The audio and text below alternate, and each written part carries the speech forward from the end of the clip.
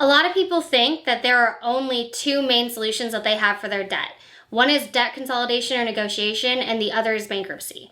I wanted to let you know that we actually do a lot of different handlings with people to actually save them from consolidation and bankruptcy.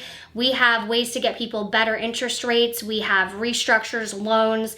We can work with mortgages, refinancing, all types of things. So if there is any way to save you from those two things, we're going to help you do that.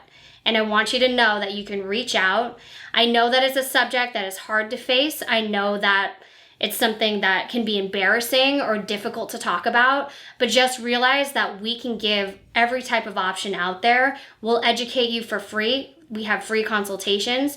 And the worst thing that we do is we find out, yeah, those are the only options that you have. But you should definitely look into it and see if there's anything else that you can do before you go that direction.